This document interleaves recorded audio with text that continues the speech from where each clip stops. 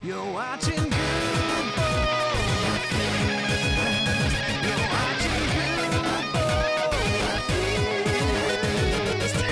Fighting just to save our lives. Got you laughing every night. Welcome back, everybody. Welcome back. So have you caught up and started watching some Travelers yet? No, I finished Orange is the New Black. Orange is the New Black. And at the very end of the episode, it comes up. It says, confirmed, another season on the way. Oh, interesting. Because I thought maybe it was maybe I read that the next one was the last season then. It might be. The way they ended this season, 100% thought you were right. Like, as it ended, I was like, oh yeah, this is definitely the last season. There's no question in my mind. Like, they've wrapped up all the storylines and like nice little bow on everything. Oh, it's over. Well, maybe I did read an article right and they changed their mind because it got again and they wrapped it up and then unwrapped it because it's possible. Because I mean, the way it ended totally could have been the last season. It was done. So yeah. It's good though. I enjoyed the season. I would recommend it. That's good. I think when I finish Travelers, I'm gonna convince Julia to start finishing off what we haven't seen yet. I think we were like binge watched the first. What is there? Is it season 6 that's out now or season 5? 6. Season 6. So we binge watched like 4 seasons, and then we were halfway through season 5 when Julia got bored with watching it and wanted to watch something else, and we just haven't gone back to it. Right. Sometimes, you can't binge watch so many. You just need a break from something for a while.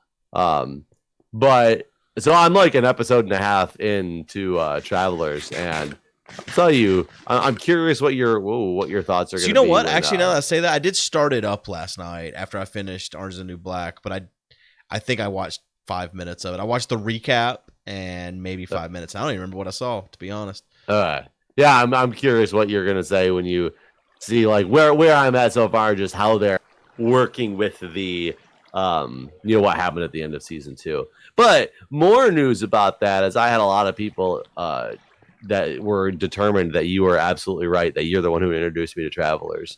Oh, really? And I told them to prove it.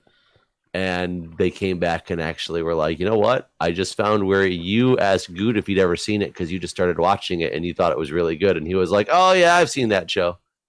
Huh.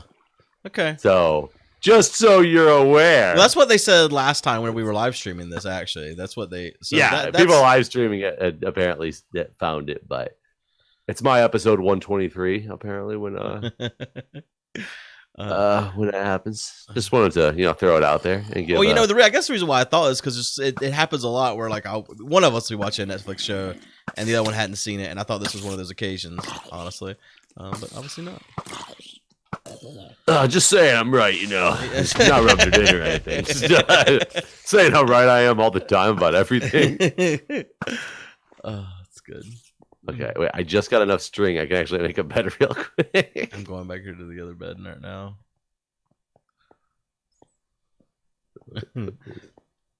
So I competed in a PUBG tournament today. I'm an esports. Another one today? Different one than yesterday or Tuesday? No, Tuesday was the Magic the Gathering tournament. Which was my first time being in esports. And today I was in esports again. But today it was for charity, actually. And me and Cone Dodger, we won $3,500 for our charity. Nice. Are you in bed by chance? I'm getting there. I'll be there just a second. I hear a slime bouncing around. I don't know what happens to the slime attacks you when you're in bed. Didn't have to find out. We got to move. $3,500 for charity, huh? Yeah, it was real good. I was super fucking nervous. But you know what? I think I was more nervous for the one that was for actual money, the Magic one, than this one, just because it was like, well, it's for charity. I hope I win money for charity. But if I don't, like, it's not like, man, I really needed that money sort of thing. I don't know. I mean, true, but it's kind of funny that you would be nervous playing one day because you really needed that money, and then the next day play something for charity and be like, woohoo, won money for charity. I guess it's one of those things where it's like, Either way, going into this, I'm not going to have any more money than I have right now going out of it, sort of thing. Right. There's nothing on the line for you. Yeah. I mean, I think that's why a lot of those, those TV shows, you watch them, and I like them a lot better. Celebrity like cook-offs on certain TV shows, and therefore, charities that everybody's playing for a charity. Right. I think it makes them have a lot more fun with it because. Yeah. And the charities probably get pissed off because they take a lot more risks than they otherwise right. would. Like you could have fucking won so much more if you hadn't. Right. In fact, today, 2 of the rounds, like some of like the more professional PUBG players, were playing, and they were doing like silly shit, like on the more cowboy-esque map. They like turned on Snapchat filter things in their stream and had on cowboy hats, and they were only playing with Winchesters or whatever. So they're only using like this shitty Winchester gun because it's the cowboy map. Which is something they would never have done if they were playing for their own money. Right, exactly. Meanwhile, though, they fucking finished the top 2, so that's just how good they are at the damn game. But then even once they got to the final 2, them and the other person that was in the final 2 with them, they didn't like shoot it out. They pulled out their pans and did like a pan fight. So like those are sort of things that would never happen if your actual money was on the line. Right.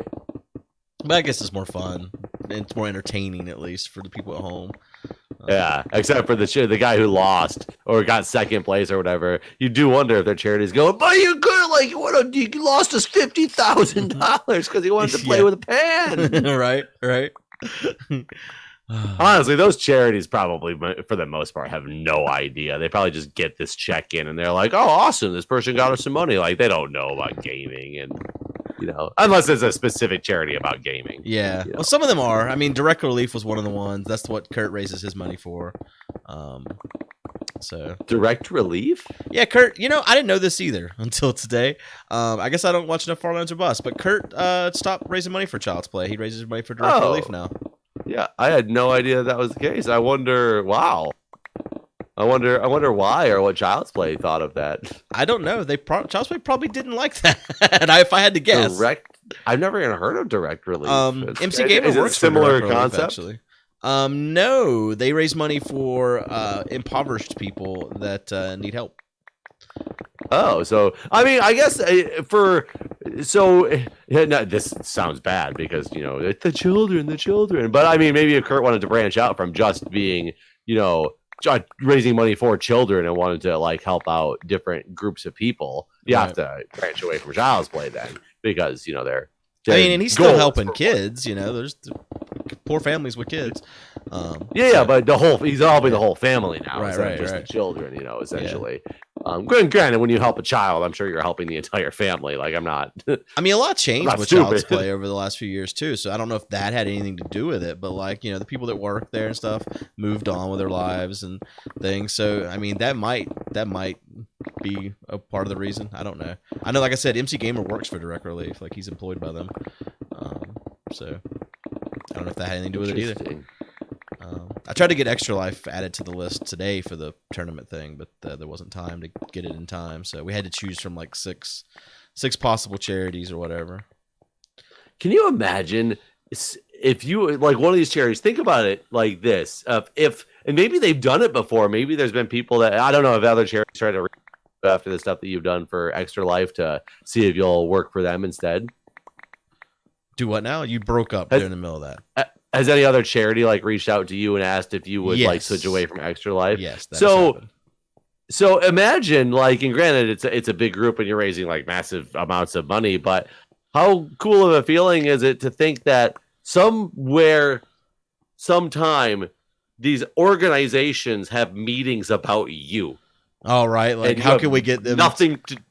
You have nothing to do with these organizations, but there's people talking about you. Yeah, full meetings about Guude and Mindcrack. Yeah, that's kind of weird when you think about it. I mean, like Zeldathon, especially. I'm sure that's happened a lot in terms of MC Gamer and Zeldathon. I mean, in MC Gamer's case, like Zeldathon is directly tied to him. Even it's not even like they don't stream on like twitch.tv/Zeldathon or whatever. It's twitch.tv/MC Gamer. So like still, at least last time I looked, it was. I just didn't realize that because he's only doesn't he not own? Wait, I don't remember how that worked. He's employed by them now By Direct Relief, yeah. by Direct Relief. He's not like the sole owner because they own Zeldathon. No, he still is Zeldathon. Oh, I don't know why. Maybe I didn't understand when he got his job. I thought he had like kind of sold Zeldathon, but sold it in a way that let him still run it from. But he was running it from within the business, like as a part of the business. No, Zeldathon's still its own thing. Interesting. He probably has more I'm resources sure now to help Zeldathon because of his involvement with Direct Relief, I would imagine. But I'm sure there's been many meetings where they've been talking about MC Gamer then Zeldathon. Because like as far as I know, I mean I could be wrong here, but as far as I know, he still switches the charity that Zeldathon raises money for every time. So like unlike the Minecraft Marathon where we're always Extra Life, like he's done like St. Jude and just Direct Relief. There's so many I couldn't name them all because they switch every time.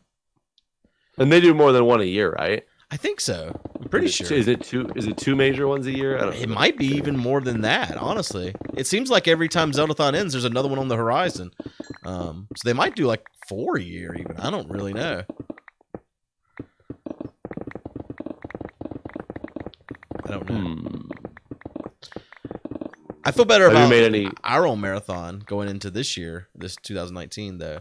Like Aurelian said that she would help me do everything this year, so I'm not like doing it alone. So that's going to be a lot better. She has, and maybe do it more than 2 weeks at a time. Yeah, more than 2 weeks out. We've already picked a date that works for her and I at least, based on our like when we have our kids and stuff. So and can you give? I will give you the date, like not right now while we're recording, but I'll tell you the date after we're recording. So maybe, but again, it's not locked in. But she's Are you trying locations that like we've discussed? Well, she's trying to find production because location is flexible once we get production right. So hopefully we can get production locked down like now. But like I mean, I think we can go and pick a day for our spring marathon too. We haven't done that since that's not as important because it's all from home. But I think we can go ahead and start planning the spring marathon like now and pick a day and start even telling the world when that day is because that's one of those things. Since we're doing it from home, like that should be pretty simple. Pick a day now and just go ahead and plan that one out, right? Right. So yeah, with that one, I was thinking we should do it like right before Extra Life United or right after, basically. Which I think right after might be better. So with that one, I think like Extra Life United is into March. So probably the first 2 weeks of April, we'll probably do the spring marathon.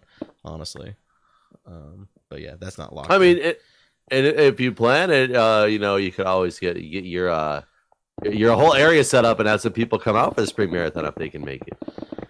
I mean, whether or not the office is the spot that this happens at, who knows? I don't know. The logistics involved in that is really hard, but I mean, it would be fantastic. Well, not for the spring marathon though, because you wouldn't be doing the whole thing. It wouldn't be a big production event, but you could have like a couple people come out if they were able to. Yeah. I mean, hell, they could even without the office, they could come hang out here.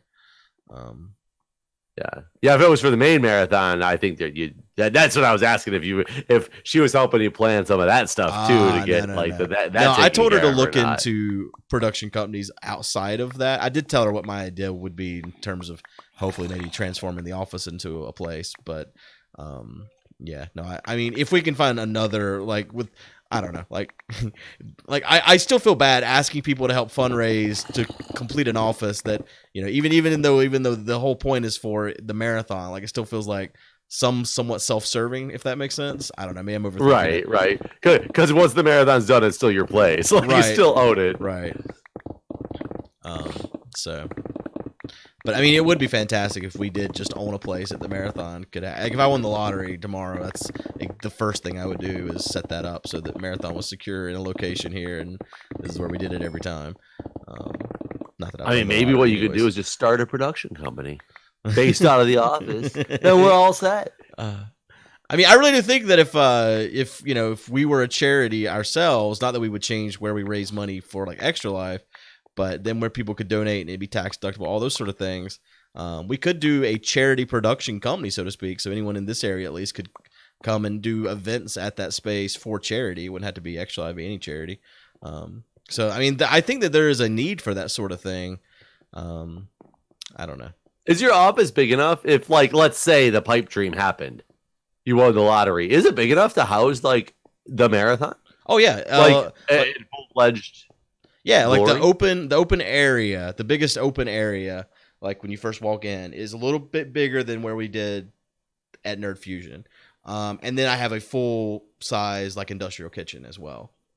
That's cool. So like if you take out the kitchen part of our marathon this year, there's basically more space than Nerd Fusion because of the fact there's that big kitchen area in the back.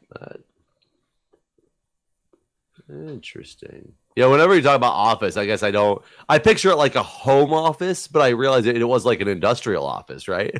I mean, it was a gas station and then it was a daycare. So those are the things it's been. It doesn't have any walls when you first walk in, except for one wall separating. I'm in bed, by the way.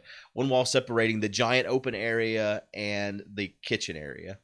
So like it would make a perfect restaurant, for example, because you have the big. You could start a charity restaurant. Charity restaurant somehow that like funds the charity for the rest of the year. I mean, when I first bought it, I was thinking, man, I'd love to put a restaurant in here. And there was this restaurant that it was like a country restaurant near us, and we used to eat there all the time. And they got shut down. Go ahead. I was gonna say, get a restaurant license just for the day of the marathon, and have it be like a Hell's Kitchen type of segment where everybody comes in and you have to serve serve the guests. That would be awful. But yeah, the guy that ran this country restaurant near here, he basically like tried to get me to sell him the place. I told him I didn't want to, and then he's like, "What do you want to be partners or something? Is there any way I can turn this place into a restaurant?" And I didn't want to do it. I kind of wish I had now, but anyways. Did you buy it at auction? No, not auction, at foreclosure or whatever. No, or did you buy that one outright? I bought it outright. So, the person who owned it died, and then they left it to someone else, and then that person within 6 months also died, and so the person that inherited it from them had never even seen it. They knew nothing about it. And it came with like the hoarder house or something. Yeah, it did. Sorry, my cat started making some really weird noise. I wasn't good. It's like stop and listen. What the fuck is this noise in the other room? Am I being robbed? So they were asking, like, I think it was 160,000 is what they were asking for both. And I went and took a bunch of pictures of the hoarder house and met with the realtor about it. And the person that owned it didn't even live near here. They were in Virginia or something like that. And I basically was like, we'll give you 60,000 for it. And they were like, you're silly. And so the realtor kept forwarding me the emails from the lady in Virginia. Like, I don't think she should have been doing that, because like I got to see exactly what she was telling them and stuff, which was more information than they probably wanted me to have. Was it pretty much like, this place is not going to sell for anything else, you should tell it to this guy? No, like the one was like, I don't think he's serious. There's a church next door. We should contact them and see if they need the space and all this. Like 60,000 is not enough. They're not taking this seriously and all this.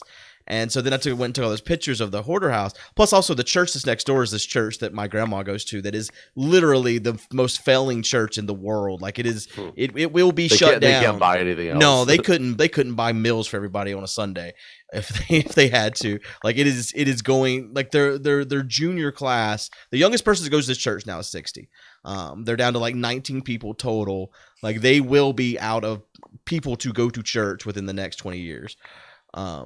So there's no future of this church, and there's no one new that's going to attend this church. It's done. But anyways, so I guess they probably contacted the church, and the church probably told them the same thing I just said. And then I sent all these pictures to them of what the state of the house was in, and like a month passed or whatever, and then she's like, all right, take the offer. So yeah, I gave him 60,000 for it. And I financed it through the bank at first, and then once I got divorced, I had to refinance everything into my name.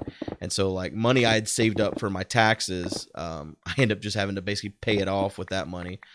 So I do owe back taxes right now as a result of all of that, but trying to fix that as well. But you got a decent deal out of it. Yeah, no, I mean I could sell it It's now just a for lot of more work. than that. I personally, because there's 2 acres as well. Like, and the location wise, it's an amazing location. Like, there's nothing wrong with this place. It's in everything about it's just great, really.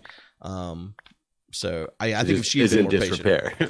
I mean, the hoarder house does need to be repaired, and the office building does need central heat and air, but there's nothing like wrong with it. Like, right now, it's just a storage place for me. Basically, it's where I'm keeping like old baby toys and clothes and shit like that.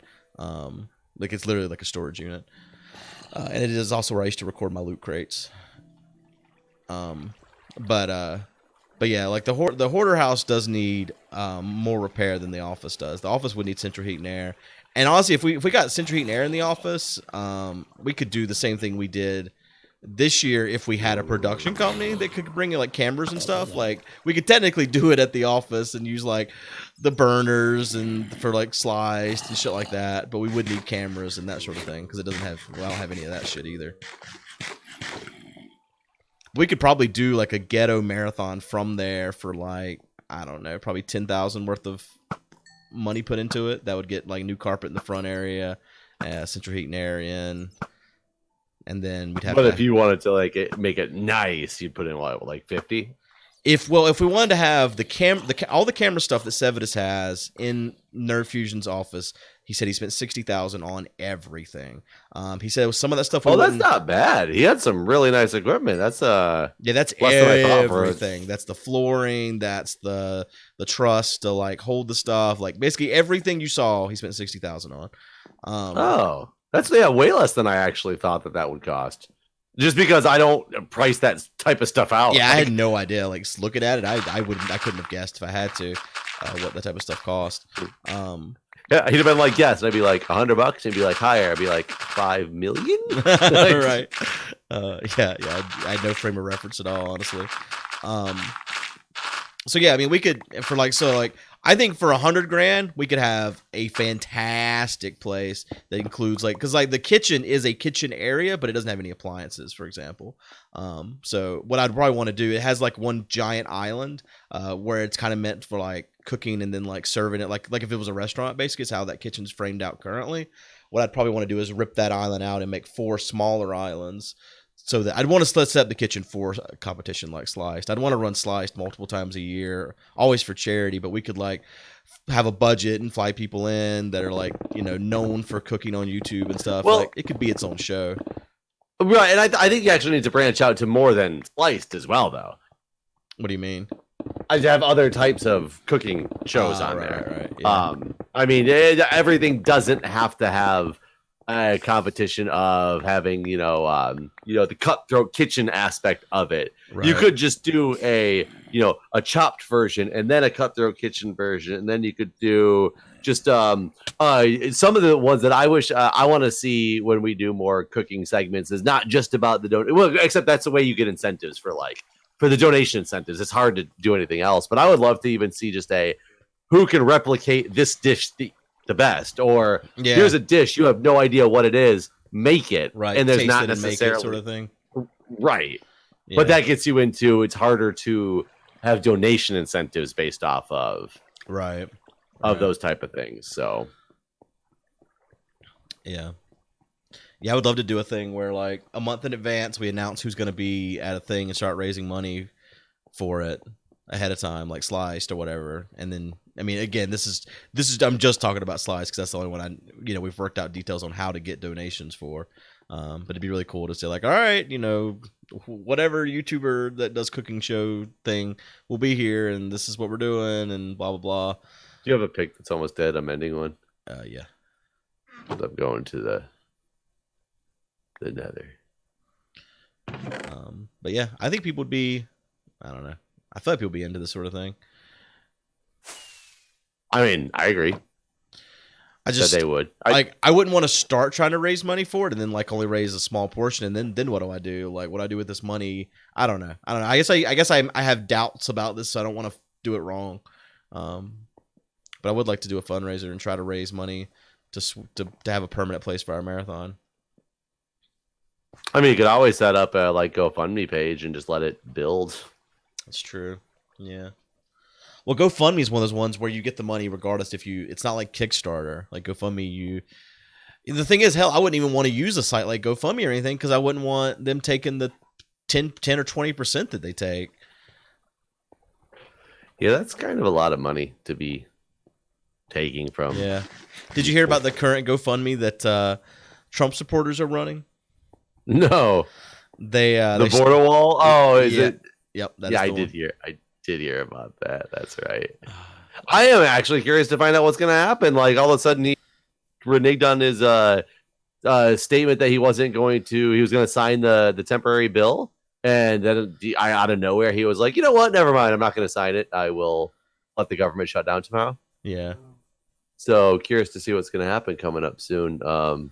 Is the government shutdown supposed to happen tomorrow? In theory. I mean, this is what winning's like, Jeff. Don't you remember we were gonna get tired of winning? You tired of it yet? Yes. Tired of winning or winning in general. Oh God. I was curious. Out in DC, gotta remember, being where I'm at, it's kind of a different type of deal when the government shuts down. How talk about that? Like, what do you mean? I mean, government shut down 4 years ago or 5 years ago. How long ago was it? For 6 weeks. Yeah. And not only did every bar around here have a furlough happy hour special until the furlough was over. Like there was one place that had Dollar Stella, though I don't like Stellas, but Dollar Stellas for the entire time of the furlough, because it was to, help fund the government workers that couldn't go to work, even though they all got paid for it in the end. But that's a whole different story. Right. Didn't it shut down and everyone just get paid anyways? Wasn't it basically bullshit? Yes. That's exactly how most of the government shutdowns work, from what I understand. Is they'll retroactively put into the bill that gets past the past time frame to still pay the government employees, which is ironic because you can't work without a budget, so they make them all not be able to work, and then they have a budget for them, a retroactive budget for them, so they get paid for not working. Which I have two different thoughts on that, and one is, this is the person's job. They had no choice and they weren't allowed to work. You can't just not pay somebody for 6 weeks. Like, they rely on this income. But at the same time, I'm like, we shut down because we didn't have enough money, but now you just paid 6 weeks of work for everybody to not work. Yeah. Yeah. It doesn't make much sense. Yeah, but I mean, that's the government, of course. It's, the way government is. Now that I'm in here, you think Ryuski's going to jump on the server? Yep. Here he comes. Watch me right when I get to the top of this thing. Ryuski join the game and Pigmen just disappear. I came over here to farm at the farm, the glowstone farm, but I messed up. I've made a mistake and I don't know how to fix it. Oh God, what'd you do? So does Ryuski actually need to come in to fix it? No, this is rebalancing, I think. But I placed some blocks, thinking that I would. I guess I can put a lever on top of it. That's something moms can't spawn on. I placed some blocks to get up here, and then I realized that by doing that, I made it where mobs can spawn here, and it's gonna mess up the whole thing basically. But I think if I put a lever down, that'll fix the situation. I didn't have a pick to break the blocks because I just gave my pick to you. Oh, there we go, fixed. Yeah, I think I could log out up here today whenever we finish, so there'll be glowstone next time, so I can finish the rows for the farm. It is amazing how quickly this thing levels up these picks, though. Yeah, I can't believe all the work we went into doing other things to try to repair those picks whenever that was there the whole time.